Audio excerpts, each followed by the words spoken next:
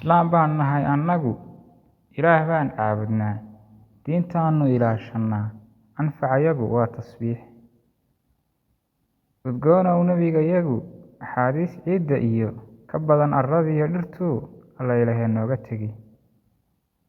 Basharka dunida ku nool bar baan diin haysanoo bukaanoo liita oo tawxiidkuna baan u yahay. Salaada qofkaan tukanin, toobadda ruuxaan ku dhegin miyuu ka tallaabayaa jidkii taararka lahaa? Sadaqo kii aan la iman, sunnaha iyo faralka gudan, saciriyo naartii buu sannado ku nagaadayaa. Ninkii janno doonayo, jaxiimana diidayow, joog weysaa qaada oo jamaca aadoo ku biir. Xajkoo loo duulo iyo xumaantoo laga hadhaba, dadoo waxa lagu xalaa xaqiiq dembigeennii hore.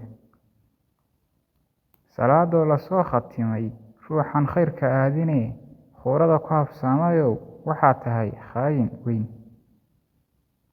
Haddaadan daahir noqon, dantaadana aadan garan, su'aal weeyaan dabe xaggee ku dambaynaysaa?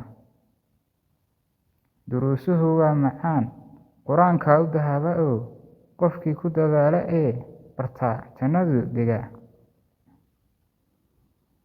Rasuulkeennii wacnaa, ninkaan la rafiiqinee jidkiisaan raacinow, wallee raran baad ku guban.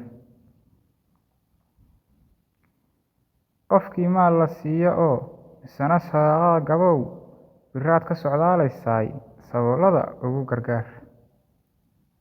Saxaabada qaar ayaa iyaga oo duni ku sugan la yidhi janno suuban baa Ilaahay idiin sallaxay.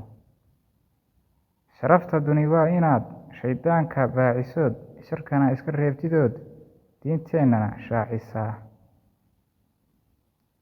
Sigaarkiyo qaadka iyo khamrigu soor maaha ee ninkii sida quudka cuna maxay ku siyaadiyaan? Diinteennani waa fudayd mid weeyaan dabacsanoo cidina kuma daasho ee dadow seetada xamila. Ninkii daar weyn galiyo duleedkii caw dhigtaba, Ilaahii daayin ihi dushaasuu kala socdaa. Dariiqyadu waa labe, doorbida kii fiicanoo dadaal baa guul dhalee, mar uun dawga toosan mara. Iroolaha soo gootiyo ciyaalka haddeer kacow, casiisku wuxuu rabaa cibaado aan iin lahayn. Intaan qabri la idin dhigin, quwadda aad leedihiin qowlkan leeyahay gartoo waa bila khayr baan sidaay. Dadow faqrigiyo jahliga, eexdiyo fusuqiyo dembiga, haddaan laga feejignaan, albaabo xun bay furaan. Qur-aankuna waa dhambaal Ilaahay inoo qoree, ku qoodiya ruuxda oo fahmo qaadoo xafida. Adduunyadu kaamil iyo kasiir maahoo mar bay dhammaanteed ay ku fiiye kaydsada khayrkoo xamdiya. Ruuxii lahwi seega ee lilaahi noqdaa mar buu la daabtaa guusha ee kalluda waxaan samayn. Sidii Nebi Maxamed iyo asxaabtiisii mudnayd in aan alle mahadinaa, makhluuqow waa danteen. Nuunaha dhashay caawa iyo nafarka dhacay ee duqaa inay naxash fuulayaan, dadow waa nuxur la hubo. Wallaahi qofkaan isaga Ilaah aan weli rumayn, wadkii ugu soo galaa ku waaraya naarta daran.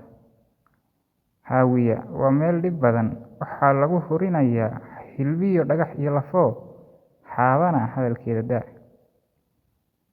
Yaqiinso inuu Ilaah yoom uun kaa qaadayo, adoon uba yeedhan uu wadkuna kaa yaabin jeer.